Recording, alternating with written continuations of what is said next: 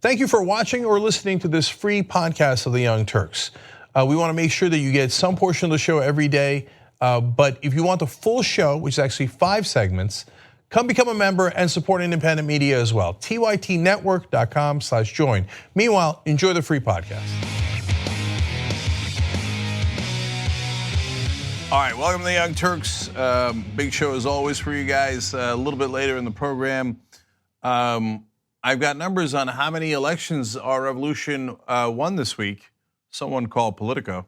It's funny, they had tremendous news this week, our revolution, great news.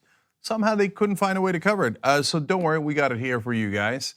A little bit later in the program, breaking news, Harvey Weinstein is going to turn himself in to the authorities. So perhaps a little bit of justice finally. And then you're gonna love this story in the second hour. A Republican commits a crime.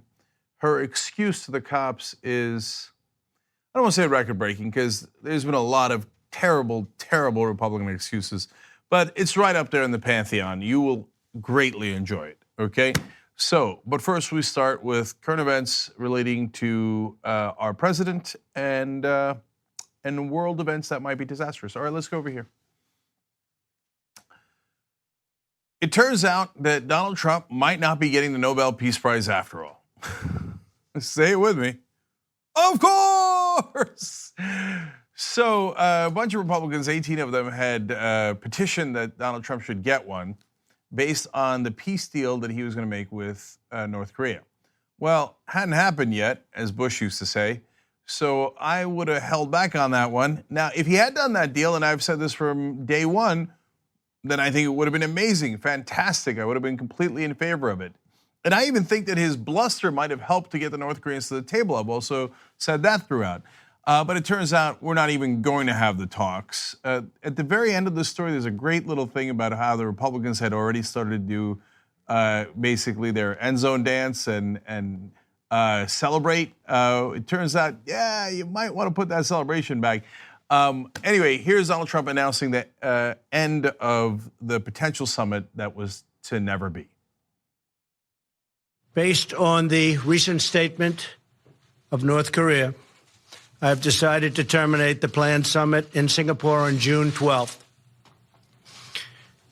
While many things can happen and a great opportunity lies ahead potentially, I believe that this is a tremendous setback for North Korea and indeed a setback for the world. I've spoken to General Mattis and the Joint Chiefs of Staff and our military, which is by far the most powerful anywhere in the world, that has been greatly enhanced recently, as you all know, is ready if necessary.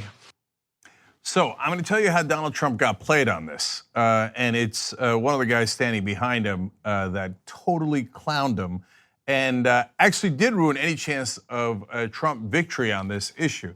But before I do that, I want to give you one more quote from Donald Trump because it gives you a sense of what went wrong here. He actually wrote a letter to Kim Jong Un. And in that letter, he said, sadly, based on the tremendous anger and open hostility displayed in your most recent statement, I feel it is inappropriate at this time to have this long-planned meeting. Now, by the way, I don't want you to get the wrong idea. I hope that the meeting does eventually happen. Right now, the one that was planned in June has been canceled. It's not to say that it's never going to happen. It might, and I hope that it does. But there are people within the White House who are looking to sabotage it, which, by the way, I think, again, it hurts Donald Trump and his potential accomplishments, et cetera, but they're undermining him for a reason. I'll explain that in a second. So, hey, conservatives out there, this is kind of a palace coup in a sense.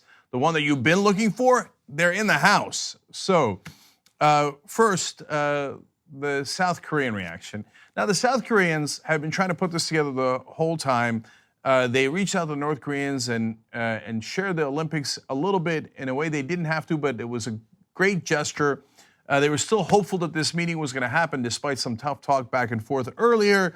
And of course, did we tell them ahead of time that we were going to cancel the talks? No. In fact, there's reporting that President Trump might not have even told his own State Department before he sent the letter. Of course, no preparations, no forethought, no homework, all that stuff. So The South Korean spokesperson sounds bewildered.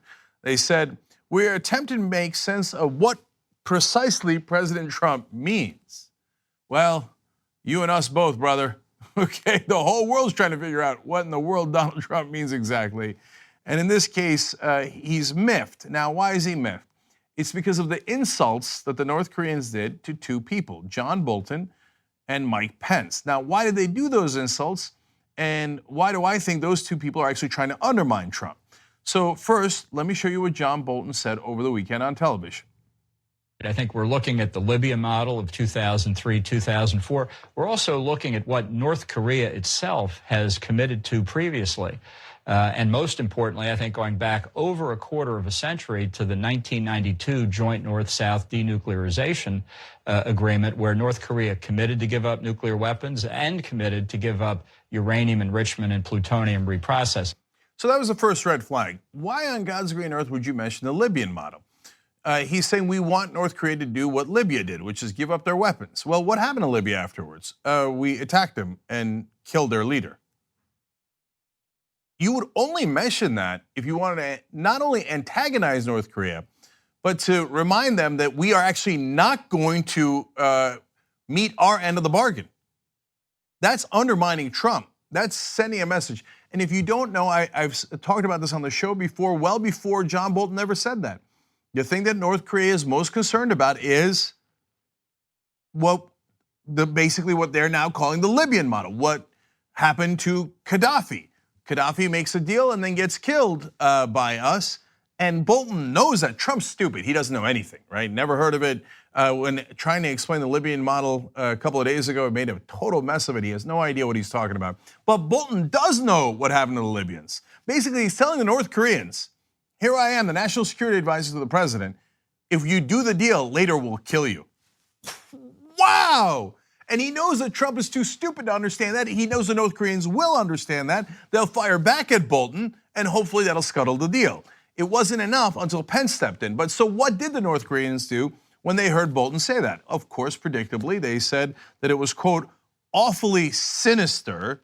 And by the way, if you don't know, again, I have posted a decent summary of this, so let me just read that to you about what happened to Gaddafi. After Libyan dictator Muammar Gaddafi gave up his nuclear weapons program in 2003, an armed revolution aided by the United States and NATO military intervention ousted him in 2011. Rebel forces captured and brutally killed Gaddafi during the conflict. And as I've told you before on the program, the North Korean leaders have literally watched that video of Gaddafi being dragged through the streets and killed. And there's nothing that they are more concerned about than that. So when Bolton says, yeah, we're gonna do what we did in Libya, they go, oh, I get it. Okay, do not make a deal with the Americans. It's stunning. And by the way, media, let's go, wakey, wakey. Some of the print articles explain some of the context here. Again, there, the HuffPost had a decent explanation of what happened. But on television, are you hearing about how Bolton and Pence undermined Trump? Because that's exactly what they're doing. There's no other reason why you would mention Libya unless you meant, not if you cross us, but if you do the deal, we're gonna kill you anyway. So hold on. Now let me give you another senior North Korean official reaction to this. They say about the Libya situation, world knows too well that our country is neither Libya nor Iraq, which have met a miserable fate. That is exactly what they would say. It is the most predictable thing in the world. I would have told you what they were gonna say ahead of time.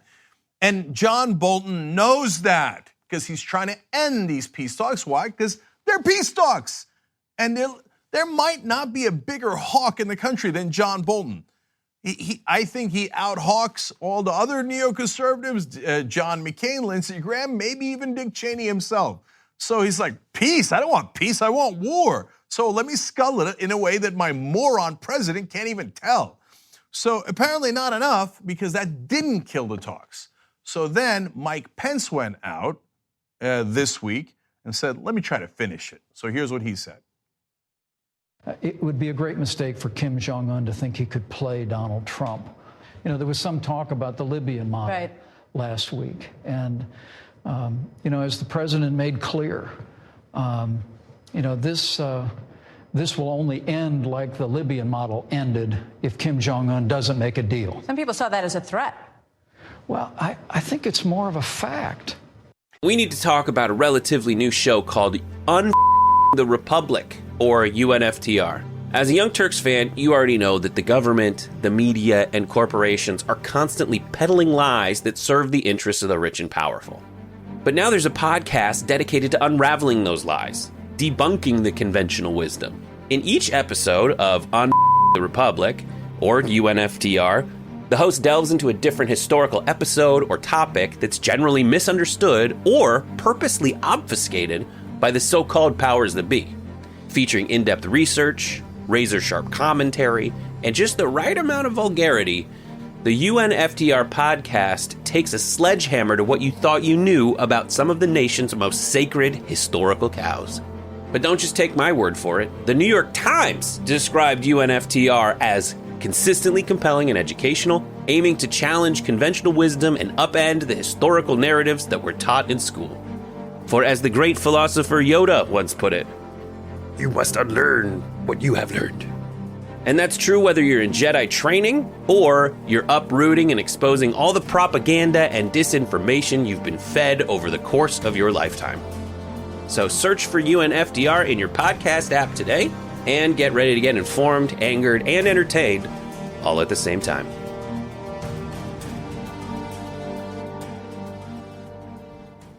No, the reporter, so-called reporter on Fox News missed it. Look, threatening to do violence against North Korea if they don't make the deal is easy. That's something we've done before. That's not the news event. The news event is bring up the Libyan model in the first place. What is the positive thing that you would want North Korea to get out of it if they actually do the right thing and make a deal with us? Well, okay, then they would get what Libya got, which is what? We'd kill them. Why would they make that deal?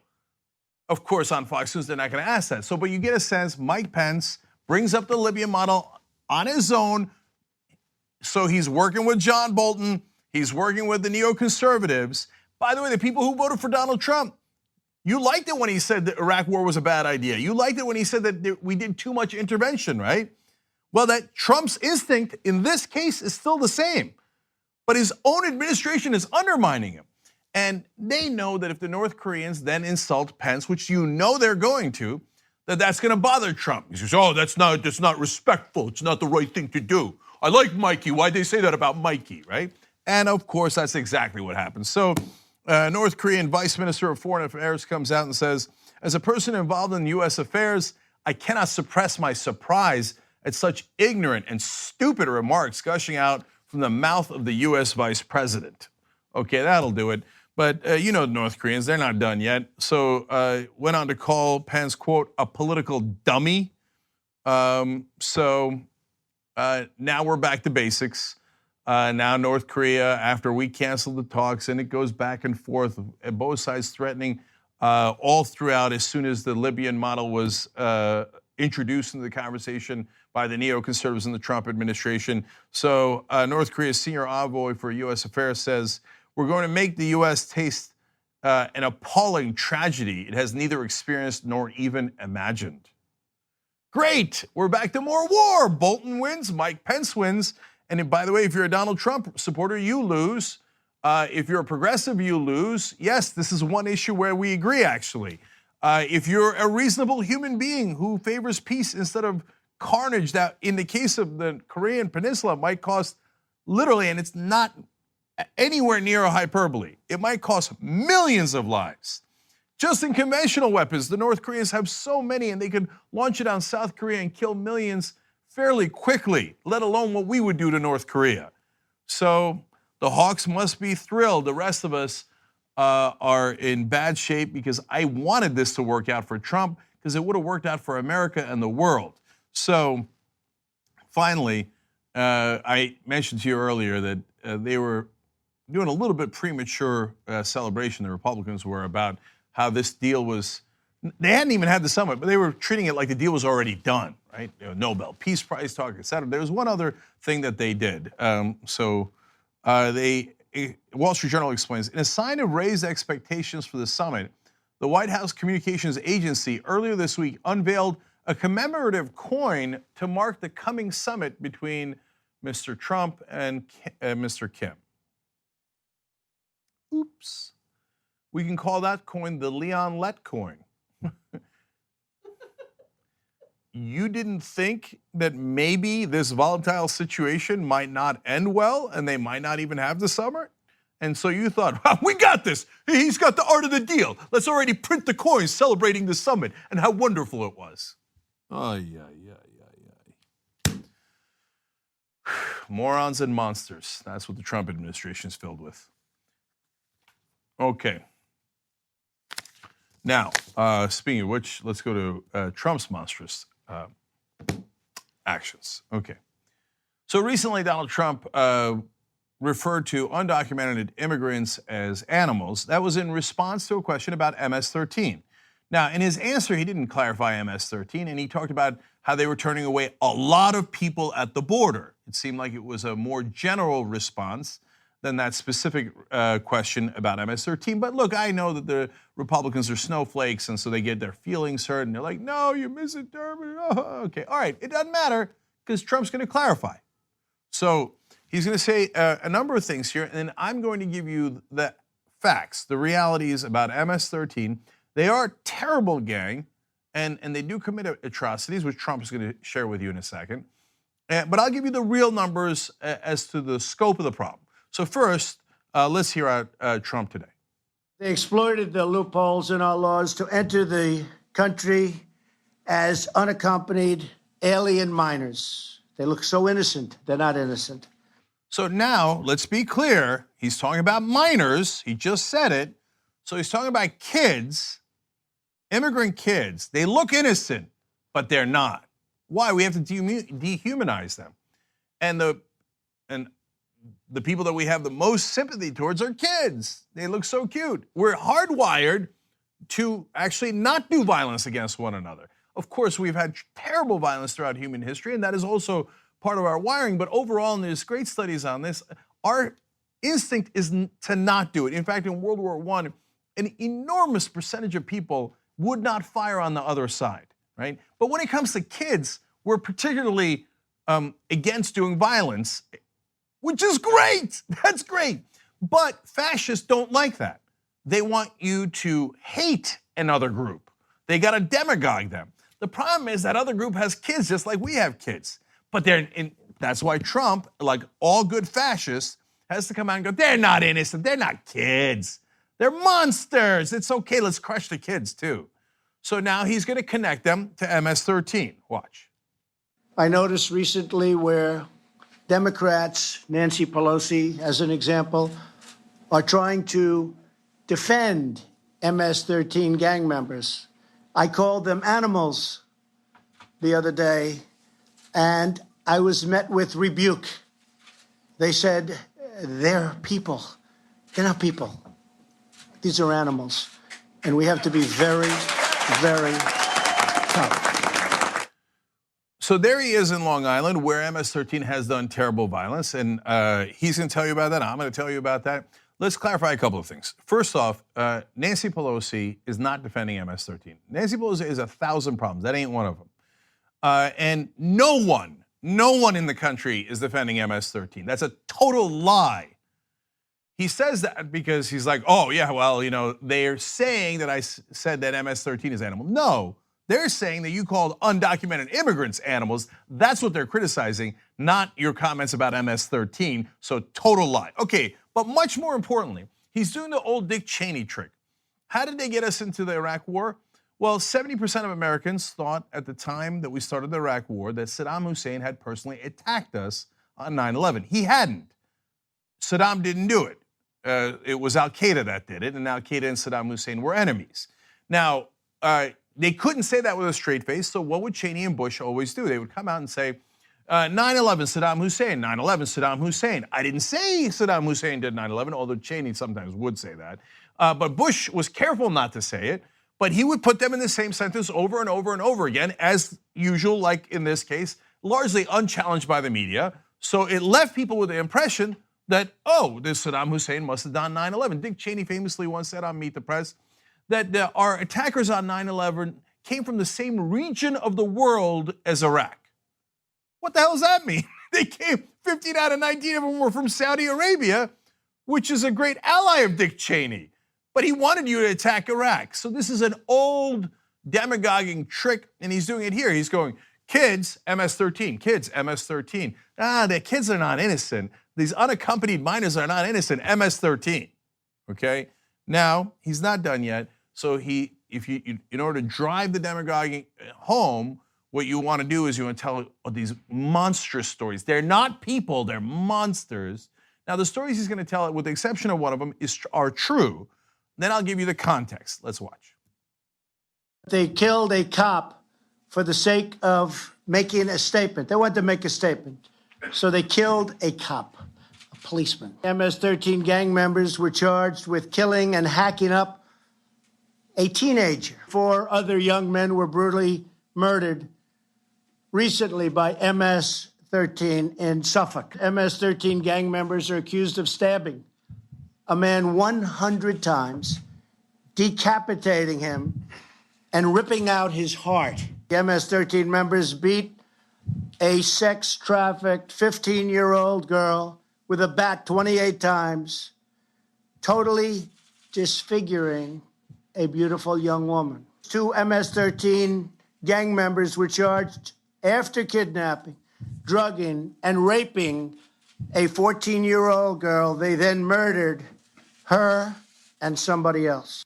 At TYT, we frequently talk about all the ways that big tech companies are taking control of our online lives, constantly monitoring us and storing and selling our data. But that doesn't mean we have to let them. It's possible to stay anonymous online and hide your data from the prying eyes of big tech. And one of the best ways is with ExpressVPN. ExpressVPN hides your IP address, making your active ID more difficult to trace and sell to advertisers. ExpressVPN also encrypts 100% of your network data to protect you from eavesdroppers and cyber criminals. And it's also easy to install. A single mouse click protects all your devices. But listen, guys, this is important. ExpressVPN is rated #1 by CNET and Wired magazine. So take back control of your life online and secure your data with a top VPN solution available, ExpressVPN. And if you go to expressvpn.com/TYT, you can get 3 extra months for free with this exclusive link just for TYT fans. That's expressvpn.com/TYT. Check it out today. All right, 2 important points here. The one he was lying about was the cop. The cop was not killed. In fact, Long Island police, after Trump said this, came out and clarified, no, there was a threat against one of our cops, but no cop was actually killed.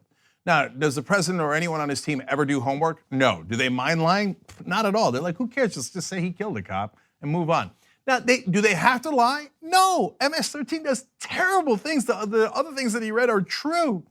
By the way, you know who else does terrible things? Other gangs, including other Latino gangs, other black gangs, other white gangs. We did a story recently on the show. Mississippi has more white gangs than all other gangs combined.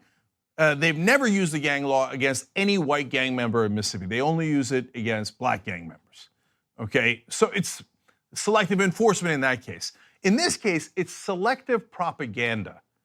So he doesn't focus on any of the other gangs. He doesn't focus on any of the crimes. All he does is immigrants, MS-13, immigrant kids, MS-13, MS-13, terrible, terrible crimes. So now you might think, oh my God, the MS-13 probably has committed thousands upon thousands of crimes. It's a plague across the country, and it's probably the majority of immigrants, given how much he's talking about it, right?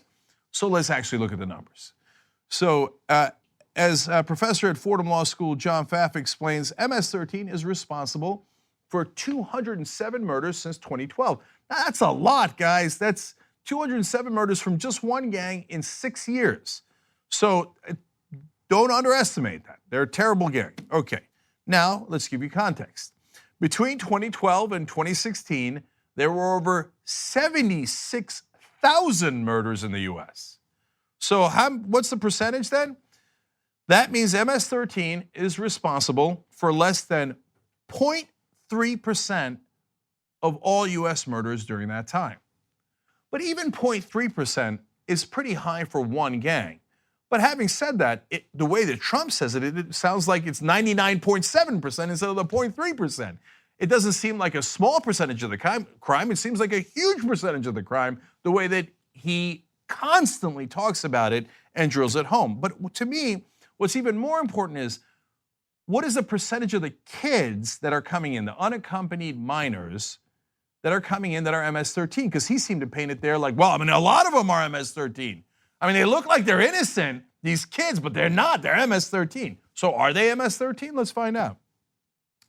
As New York Daily News reports, Carlos Provost, the acting chief of the U.S. Border Patrol, that's a person in the Trump administration, head of the Border Patrol, noted during the Senate testimony last summer how seldom gang members are caught among the unaccompanied minors crossing the border from Mexico.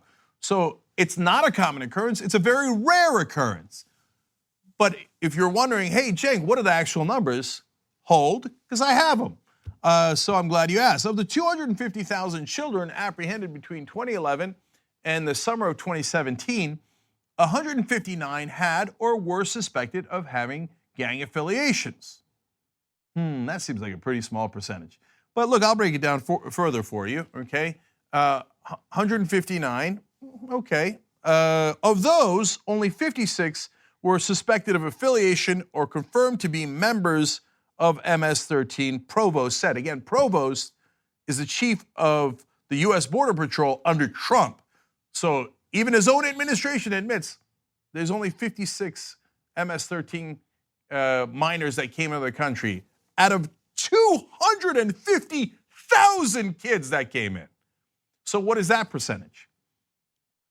0.02%. Not 2%, not 0.2%, 0.02%. So it is a minuscule percentage of the kids that are coming into this country that are MS-13. But the way Trump says it, oh my God, the kids coming in here, they're not innocent. They're MS-13. They're MS-13. 0.02%, 99.98% are not MS-13. So, one last review here. Of the unaccompanied kids coming into the country over that period of time, 56 were MS-13, 103 were from other gangs, 249,841 were just kids. This is how you demonize people and dehumanize them so that you could do terrible, monstrous things to them. And that is exactly what Donald Trump's goal is, and that is why he plays these rhetorical tricks. It's meant to get you to hate the immigrants that are coming in and their kids. That's why he's such a terrible person. Young Turks. You're right in the middle of this podcast. We got another great segment coming up for you. If you'd like the full show, which is actually 5 segments, go to tytnetwork.com/join. You become a member, you support the show, you support independent media, and you get the whole 2-hour show ad-free every day. Let's go do it now.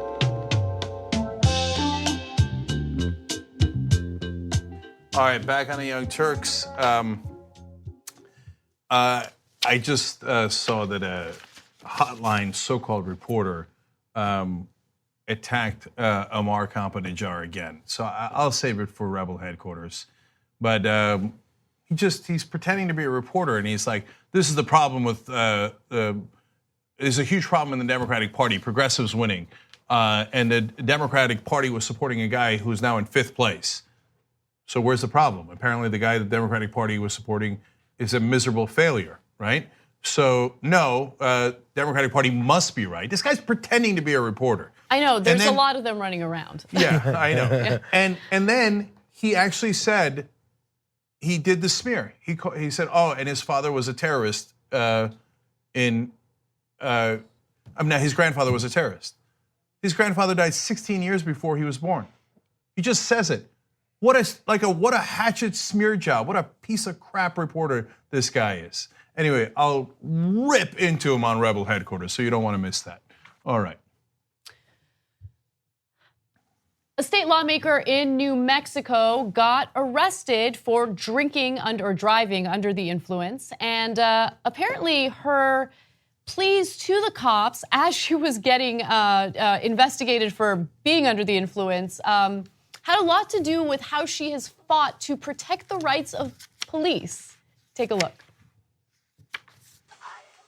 I literally fight for you guys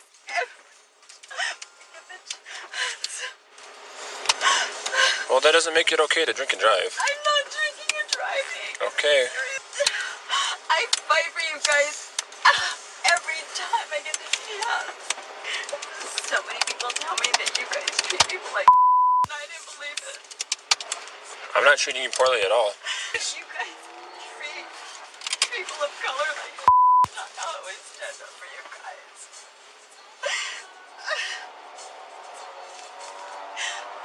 I stick up for you guys, and I want to defend you guys when people say are you guys.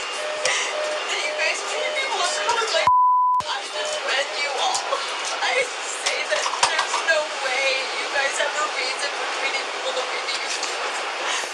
Oh. Like I'm the one that does that. So as she is getting arrested for driving under the influence, she is telling these cops, hey, I've been defending you when people say all these negative things about you. You should let me go. So who is this lawmaker? It is Monica Youngblood. She is a state representative in New Mexico. This occurred in Albuquerque. Apparently, she was driving and happened to go through a police checkpoint. She did several field sobriety tests and failed them. She refused to do a breathalyzer test, and she was promptly arrested as a result of driving under the influence. But since she is a person in a position of power, she did not spend the night behind bars, which most people do if they're caught drinking and driving. She was there for about 30 minutes and was able to leave after that. All right, that piece of video was amazing. There was a woman saying, I let you guys be racist and you're still going to arrest me? She says, people criticize you for being against people of color, but I let you. I defend you. I let you be racist and you're still gonna arrest me? Yeah. So now look, I wanna give credit to the cops here. Yes. Two things. One, body cams and the video cameras worked. If she had used her power later and they didn't have video of it, maybe she could have lied about what the cops said, right? That's right. But body cam showed exactly the cops were right. She was saying that stuff, okay? And they did not play favorites, and they did the right thing, okay? And of course, she's a Republican, and shocking, I know. And then here's another great part of this story. She had introduced legislation that, thank God, was unsuccessful, especially for herself. She's probably thinking, ooh, dodged the bullet on that one. That would have prohibited the release of people suspected of aggravated DWI like herself on their own recognizance. So, hey, lock them up, right? Lock them up when it's you. But I let you be racist. Hey, why did you refuse a sobriety test if you were sober? Why were you crying if they pulled me over for drinking and I haven't been drinking? I'll take the test. And why would I be crying? Actually, she did address that in a statement that she later gave to the press. Let's go to graphic 60. She said, as a legislator, I have always taken drinking and driving seriously. While I regret the situation altogether, I most definitely regret not taking the breathalyzer test. I look forward to bringing this matter to a swift and just conclusion. So it appears that she's denying that she was driving under the influence. Whatever. And she wishes she took the breathalyzer to prove that she wasn't. No, but no, that's not how it works. Yeah. You don't take the breathalyzer only under one circumstance, if you're drunk and really, really drunk. Okay, if you think you're even on the border, you'll take it just in case you pass, because the court concludes that if you don't take the breathalyzer, that means you were guilty. And she's a legislator. She knows that. She's proposed legislation about drinking and driving. And I will give her credit. She does take it seriously. She's a serious drunk driver. So I wanted to just comment on the hypocrisy because, as you mentioned, she is a more right-wing state lawmaker who wants stricter penalties for those who are caught drinking and driving. And I feel like this story is illustrative of what we see of people on the right on a regular basis. They want these draconian laws to be passed because they think of everyone as the others, right? The criminals, the people that should be behind bars. We want to be tough on crime. But they never reflect on their own actions because they feel that they're above the law. They're untouchable. Of course I'm going to drink and get behind the wheel. By the way, drinking and driving is one of the most I take that seriously. I know people who have either lost family members as a result of drunk drivers, or I know a friend who lost her life because someone was drinking and driving, crashed into her car while she was on her way home. People lose their lives because of drunk drivers. It is the most nonsensical thing ever. And I love the fact that, there are people who are, putting action behind their words and they're fighting to curb drunk driving. But at the same time, the law only applies to everyone else when it comes to Republicans. Even when it comes to things like smoking pot, for instance. Like, think about how the Bush administration was when it came to the issue of marijuana. Very, very strict when it came to marijuana legislation. But when it came to Bush and him smoking while he was in college, that was okay. Yeah, and last piece of Republican 101 here. So one, she wants to be above the law. Like, look, I want to punish drunk drivers, but cops, I'm on your side, right? So let me just not follow the law. Well, that sounds like some other Republican I know. Second of all, don't take the breathalyzer so later you can say, I deny it. I strongly deny it, right? No, you don't take the breathalyzer. That means you're guilty. She's like, I'm looking for a swift and just conclusion. I've got an idea. How about you resign immediately? So I remember what the Republicans said about Spitzer. Whatever your point of view is on prostitution, he prosecuted other people who had frequented prostitutes. Oh, great. By that standard, look, whatever you think about drunk driving, she wanted to crack down on the drunk drivers. Great. You get to actually live those words now. Crack down on yourself. Immediately resign in shame, and then we'll see about criminal charges. She might actually resign because she didn't break one law there, she broke two. So the fact that she mentioned her position is illegal. A crime for public officials to use their offices to obtain personal benefits. So she is currently being investigated by state officials, and we'll see how that concludes. But she potentially broke two laws there, and it is pretty serious. This is I think it shows the mindset and the thought process for many politicians. They get paid by certain people and they do their bidding. And then so the people who donated their thousands and thousands of dollars, someone will be like, I paid you money, you do what I said. And they go, oh, that's what I do. Got you. So now, since she's in the position of being arrested, she's like, hey, I'm doing all this stuff for police officers. You're supposed to do me a favor to come back, because that's how politics works. Yeah. Isn't that how the real world works too? I do it for you, so you help me out and let me off the hook. Doesn't work that way. Yeah. And sometimes it does. So again, credit to the cops and credit to the Attorney General who's now investigating this case. The only thing I have left to say is lock her up. Lock her up. If you did the drunk driving, you think they wouldn't lock you up? You would spend the night in jail. You would. That's what happens. Let alone what else would happen. Right. All right, moving on to another story involving cops. Recently, a woman by the name of Sharita Dixon Cole, who's 37 years old, got arrested for drinking and driving in the state of Texas. Now, after she got arrested, she hired an attorney and alleged that the individual who arrested her, who works with the Texas Department of Public Safety, sexually assaulted her during the arrest. She claimed that the trooper repeatedly told her he would let her go in exchange for sexual favors. When she said no, she claimed the trooper sexually assaulted her, and that's according to her to a statement from her attorney on Monday.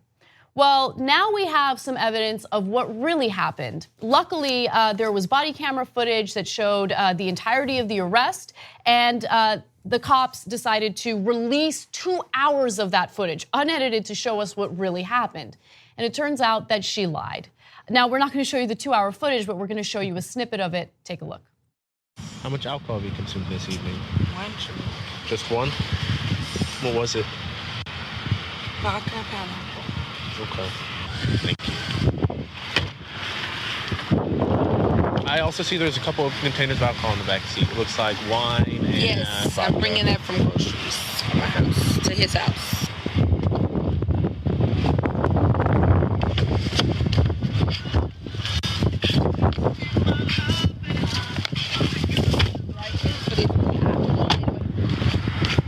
All right, ma'am. You're being placed under arrest for driving while intoxicated. I need you to keep facing towards my car. All right, you can go ahead and sit up here. I'm gonna reach around and buckle you in. Okay, so JR pointed this out to me, and I wanted to also point it out to you. In the end of that video, you can see how the cop pulls the seatbelt, and he's so careful to not touch her in any way. I mean, the way that he handled that situation was perfect. He was respectful. He didn't touch her in any type of way, that could be questionable. He handled that perfectly. And to know that he was victimized, potentially victimized with serious charges if he wasn't wearing that camera. Like, that camera provided evidence that he did nothing wrong. See, the body camera is not to punish cops. It's to find out what actually happened. In this case, it helped the cops because it was false charges. And by the way, if you're not doing anything wrong, which is a thing that cops say all the time, you should love the body camera on you. This is 2 stories in a row. There's the legislator in New Mexico who could have pulled a power play on the cops, but there was a camera that showed that she, in fact, was trying to persuade them to let her off because she was a legislator. In this case, this woman totally lied about the cop, who was incredibly respectful, and the body camera shows it. So it's another reason to have body cameras. We're not anti-cop, we're pro-justice. So in this case, the cop was the victim because he had the false charges against him, and the body camera, the evidence, the facts showed that he was right, and we got justice. Exactly. Now, when this story first came out, and before we had any access to that body camera footage, there were a number of people who came out in support of the woman who got arrested, Sharita Dixon Cole. And so one of those people were included, I should say, her attorney, Lee Merritt. And he has now apologized for anything he has said prior to the video coming out. I want to read you his apology. He says, "It is deeply troubling when innocent parties are falsely accused, and I'm truly sorry for any trouble these claims may have caused the officer and his family. I take full responsibility for amplifying these claims to the point of national concern." So he specifically talked about how he shouldn't have made this such a public case before seeing all the evidence. And I think that it takes a lot of courage to admit that. Yeah. Look, so Sean King, who used to work at the Young Turks too, and now at The Intercept and has his own PAC to fight for justice, also publicized the case. But to be fair to the attorney, first of all, he represents her. To be fair to Sean King, 99 out of 100 times these cases are real, and the cops won't turn over the body cam evidence for months. So are you supposed to just sit back and go, oh no, that's okay, I just trust the cops, I'm sure everything will be fine? In the overwhelming majority of the case, that is not the case, and not believing the victim like out of hand is not the right policy. Now the question is, what do you do when the evidence comes in? And in this case, the lawyer walks it back and goes, hey, my bad, and I should have shown more restraint. Sean King came in and walked it all the way back. Yes. Okay, yes. So you've got some quotes there, Anna? I do. So let's go to Graphic 68. He tweeted about it, and then he also wrote a lengthy blog about this. He says, today the Texas Department of Public Safety released this body camera footage of the traffic stop, field sobriety test, and subsequent arrest of Sharita Dixon Cole. It does not appear to show any verbal threats, sexual assault, or police brutality. And from his blog, he writes, she victimized the man she falsely accused, and she victimized those who stood up for her, believing that she had experienced the worst crimes. Thankfully, she does not represent anyone but herself. She does not represent the actual victims of sex crimes. She does not represent actual victims of police brutality, and she does not represent Black women or Black people. And I think it's important to differentiate, because what she did was not only damaging, potentially severely damaging to that cop, but it's so damaging to women who do get sexually assaulted and do want to speak out. And the minorities who suffer oftentimes at the hands of police throughout the country, but now their claims will be taken a little less seriously because of her actions. That's why these false accusations are so hurtful. But to me, what's interesting is the difference in how right wing and left wing react, right? Right wing sees evidence and goes, fake news, right? And we deny it, we strongly deny it, no matter how overwhelming the evidence is. Here, because we actually care about justice, whether it's us, we didn't report on this story earlier, but Sean King, who has a whole PAC dedicated to justice, says, well, this isn't just, I'm gonna support the cop, and I'm gonna tell you that what she said isn't true. Well, that's what you would want someone to do if they care about facts, and he does. So that should be applauded. You should say, oh, well, then, okay, then he actually does care to serve the truth and does care to serve justice. And so that's a guy I could trust more, not less.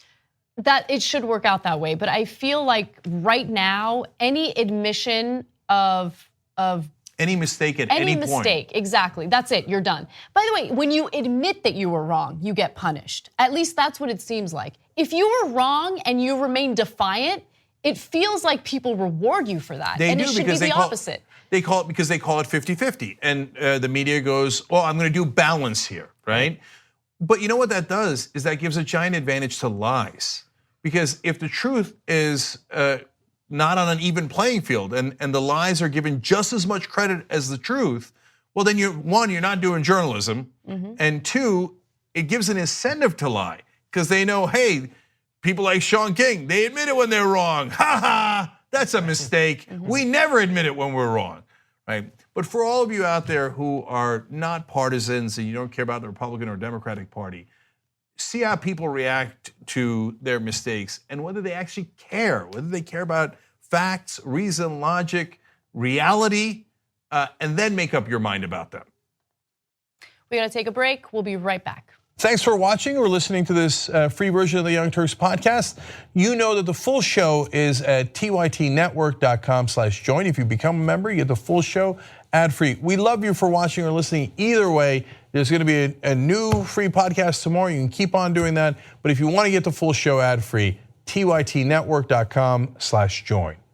Thanks for listening to the full episode of The Young Turks. Support our work, listen ad-free, access members-only bonus content, and more by subscribing to Apple Podcasts at apple.co/TYT. I'm your host, Cenk Uygur, and I'll see you soon.